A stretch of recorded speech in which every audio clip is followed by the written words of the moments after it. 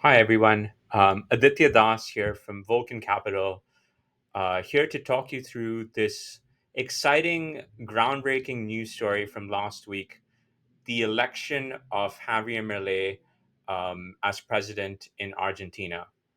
Um, I'm here representing Volcan Capital, an emerging fund builder based out of beautiful, sunny El Salvador. Um, yeah, Volcan Capital is a fund that was built based on observations of existing demand to invest in El Salvador and, an understanding that there was going to be an influx and a waterfall of demand to invest into El Salvador once it became clear that the country's progressive digital asset laws and progressive policy making in other areas of the economy um, and lawmaking, would pave the way for what we believe to be a golden era for the Central American nation. El Salvador has struggled, over the last 30 years in the 90s, in the 2000s, in the 2010s, with a number of internal issues, including, natural disasters. And, thanks to some pragmatic policy decisions and, forward looking technology focused legislation has emerged as a highly investable nation, a highly investable emerging markets opportunity. You can see it with the prices of their bonds, and we think this is just the beginning. Um, part of Vulcan Capital's scope is insights and intelligence. We base our product building, investment decisions, our approaches with clients, and new targets, new market opportunity targets based on news events and analysis of the region, private equity markets, cryptocurrency markets. So research and insights are core to everything we do, looking at data, and understanding, beyond sometimes the mainstream sort of narrative, um, with these sort of news events. And yeah, we want to try and look a little bit deeper. And yeah, we're publishing insights now, and semi regularly we will be analyzing news events or market events, and sharing these insights with the world. So last week, um, it emerged that Javier Milei, a political outsider, would be the new president of Argentina. And what was, you know, particularly interesting about this outsider winning this election was the size of the win. It was the biggest win, um, by a presidential candidate since World War II, and yeah, came as a shock to the rest of the world. In Argentina, it seemed like there was a sense of Malay's momentum, but because of how radical his policies how radical his policies are, and how different a politician he is, yeah, the rest of the world seems to be in a little bit of a state of shock. Looking at Malay, you see a lot of these sort of headlines that describe him as, a radical, a populist. In this article, he is described as an ultra conservative. You see far right mentioned quite often. Um, yeah, I think this is a little bit of a false tag. Um, while Malay does have some, you know, policies that are similar to other right wing politicians, for example, he's pro gun, he is more than anything a libertarian and quite liberal, with a number of his economic and, social stances. Um, he is most characterized for his economic stances, but, socially, he's, you know, very liberal on his views of marriage, and the family dynamic, things like religion. But yeah, it seems like he has been painted with a broad brush, and grouped together with uh, politicians and elected leaders like Javier Bolsonaro and Donald Trump. But Milei is his own man, and he's quite different to them, and particularly with his approach to markets and the economy.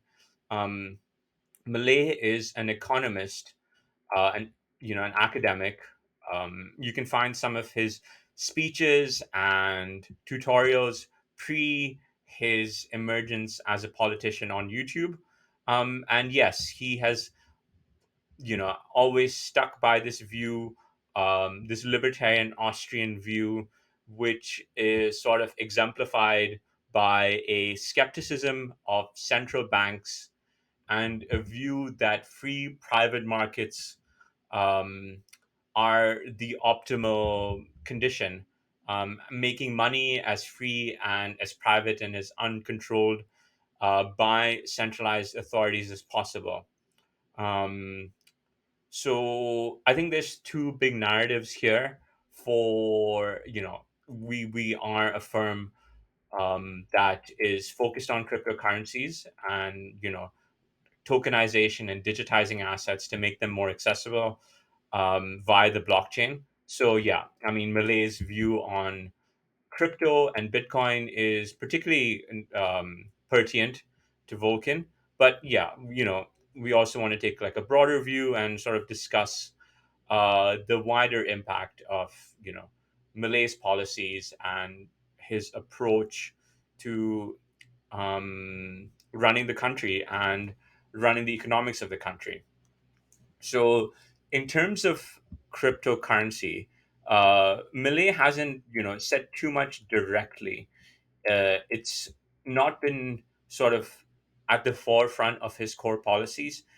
Discussing Bitcoin, he called it the ultimate form of private money.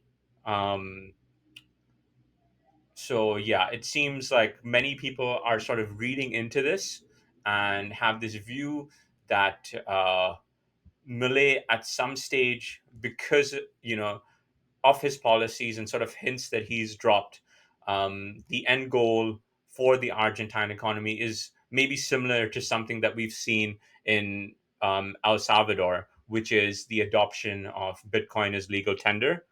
Um, but that's not something he has discussed doing or has any plans to do so. What he has discussed and has put his foot down after he's been elected as well is to dismantle Argentina's central bank. Um, Argentina has had horrific issues with inflation, and this has affected all aspects of its economy.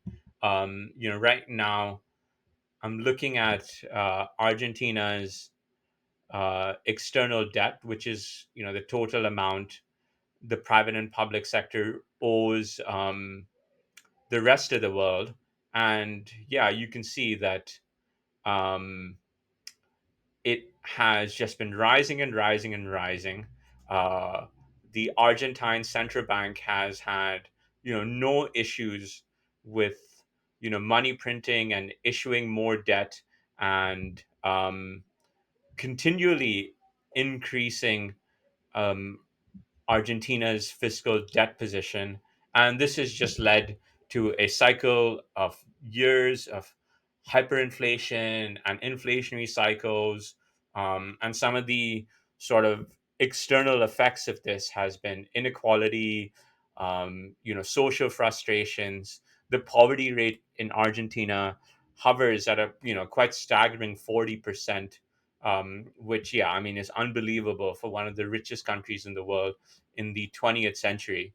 And yeah, it's almost feels like a failed nation sort of has been, grouped in as a banana republic, you know, corrupt officials for years and years and years.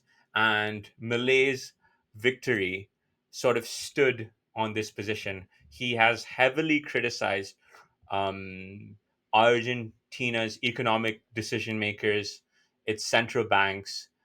He's called the central bank a scam that has stolen from individual Argentine citizens. That's another thing to mention. As a libertarian, Millet is very vocal about almost a philosophical position that individualism and individual rights are essential for human beings, and that's the way Argentina is going to dig itself out of its economic hole, is by powering the individual, removing sort of state control, and yeah, freeing Argentinian individuals to be private market participants, free market participants. And yeah, he is dismantling the Argentine central bank. This is quite a radical decision because Argentina is a big economy, and the sort of tangible effects that a policy like this can have are pretty enormous. Um, it is likely to be disruptive, but it does make sense well, whether this is the right way to reset. The Argentine economy needed a reset. The peso is a stuttering asset, and yeah, it needed something different. um so his approach to uh resetting the economy is removing the peso out of circulation and instead instating the US dollar as the native legal tender of Argentina. So Argentina will not have its own currency anymore. It won't have a central bank. And the US dollar will be what Argentines use to pay for food, receive their wages in, pay for taxes, and everything else they do. This is likely because Argentinians are used to using the US dollar for everyday expenses. Because of hyperinflation, that's what people do anyway. And, stores in Argentina and merchants tend to accept it. Um, so, yeah, it seems like a pretty straightforward, well, maybe not straightforward, but it seems like a logical thing to do because of the distribution access of the US dollar in Argentina. However, dollarization is not always an optimal strategy and can, particularly in the medium to long term, have some pretty debilitating effects. This excellent article in Tico Times, the Costa Rican news publication, discusses and interviews a number of economists, um, and covers 20 years of dollarization in El Salvador and sort of mainly the negative consequences this economic strategy has had. Um, in El Salvador, um, a similar situation to Argentina, a consistently devaluing currency, a central bank that the general public was frustrated with. Um, and yeah, uh, in the early 2000s, El Salvador made the decision to dollarize and get rid of its native currency, the colon. And yeah, it's been an uphill challenge for El Salvador um, in the last 20 or so years to manage its trade balance, its purchasing power. Um, One of the biggest side effects of El Salvador dollarizing was, you know, an intense level of migration of Salvadorans to the United States. Um, Salvadorans is an economy that has a lot of remittances, so a lot of money being sent back to El Salvador from uh, migrants who left Central America to move to the USA to earn dollars and send dollars back. Um, to their home country, and because it's dollarized, easy. You can just use the US dollars earned in the US by your relatives, and yeah, you can use it in shops and Bob's your uncle. However, yeah, keeping wages up with the power of the US dollar, and it's a strong currency, and it's difficult for developing economies to sort of keep up with it. Not having a monetary policy is also very challenging. um, and yeah, it's just not led to things like job creation or foreign investment in El Salvador the way it was hoped to do. Argentina is definitely a different situation to El Salvador, but still, it may not be the quick fix Milei and his supporters think it will be. Argentina has tried to dollarize its economy before, in a different form, in the form of a peg, but that was incredibly difficult to do because of the cost of building U.S. dollar reserves. They had a swap facility, but eventually the facility became too expensive to facilitate, um, and yeah, Argentina's terms of trade became incredibly poor. There was a drop off in demand for Argentinian exports, and the economy struggled. So if Malay decides to dollarize the economy, it isn't this immediate sort of light switch that you can turn on, and all of a sudden, because you've got dollar denominated bonds, because you have investments that are dollar denominated, it will lead to this influx of foreign investors. It still depends on the quality of your production and the quality of your exports, and it's not a fix for things like GDP. However, in the short term, it will likely sort of reduce the effects of things like hyperinflation, or a devaluing native currency like the peso has been. And yeah, the proof is in the pudding in terms of the electoral decisions of the public. They embraced Malay's philosophy and ideas, but in my view, I think it was less about the dollarization strategy and more about who Malay is as a person. I think one thing everybody sort of realizes as soon as they hear Malay speak, or sees images of him, he's a unique character. He's got that sort of yeah, it's box office television every time he gets up to speak. Every time he gets on the podium, he's passionate. He's his mutton chops are unique to look at, and he's fiery. He says crazy passionate things. He's effusive.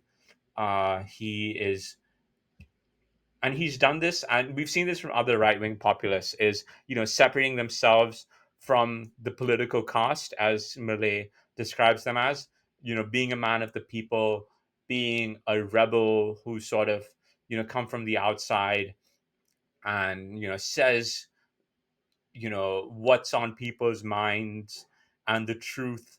um and yeah, whatever does happen from this, he has begun a conversation in Argentina about the power of decentralization, of self autonomy, of self custody, not trusting central banks, not trusting intermediaries, understanding how much power you have as an individual, and how things like money transmission, inflation, interest rates, um, can weigh you down, and there are options outside of the status quo, outside of the existing paradigms, that are worth trying out. In my view, Malay might be viewed by the rest of the world as a crackpot, a radical, as just an experiment gone too far. But I think we're seeing an emergence of sort of, people, not to get too conspiratorial, but like people refer to this term as like the awakening. People having unique ideas about economics, exploring things like Austrian economics, deflationary economics, deflationary currencies. And that's where, potentially looking a little bit further ahead. Yeah, I mean, Bitcoin and other cryptocurrencies do very much align with Malay's view of, self custody, self autonomy, individualism, and he's discussed getting rid of the concept of legal tender and freeing up uh, citizens to use any form of money they want, and that is so aligned with the way Web3 works. And it's incredibly exciting for us because depending on how far Malay takes his approach to sort of liberalizing and making Argentina a free market, you know, blockchain tokens and cryptocurrencies, work so well within these realms, Web3 payment terminals and, interoperability and the ability to, transact between stable coins and Ethereum assets and Bitcoin assets. And um, yeah, I'm sort of effusing myself and thinking maybe a little bit too far into the future. But yeah, what is encouraging is a large country like Argentina is exploring alternative economic theory, something that, Bitcoiners and those in the cryptocurrency have been um, exploring themselves, like I have and my colleagues have. And, it's changed our approach to, you know, the money we make and how we handle our selves, and how we sort of interact with large middlemen at times, and having a little bit more of a realistic view of these institutions. Yeah, he's a radical, but it's important to have these conversations and have these alternative viewpoints. um, yeah, so let's see where he gets. um, let's see how liberalized he's able to make Argentina. But yeah, sort of leaving thoughts. Um, I wouldn't describe Millet as a far right conservative, despite what the headlines state. Um, Another thing that probably I should have mentioned earlier is Millet, again, is very exciting and interesting to me because he has really resonated with the youth in Argentina. He regularly wins polling among 18 to 35-year-olds, which again separates him from the other like right wing populists. So I think this young, um, sort of curious, economically curious, questioning demographic in Argentina that is exploring a different way to do economics, a different way to handle money. Yeah, that's very cool and exciting. And whatever happens, with this experiment, why it's happened and how it's happened and what Millet is trying to introduce, at least conceptually, is incredibly important. Um, so yeah, that's it from me. I've probably just sort of waxed lyrical for enough time. Yeah, hit me up for any questions about Volcan Capital, things happening in the Latin American and Central American region, and yeah, the Javier Milei story. Thank you.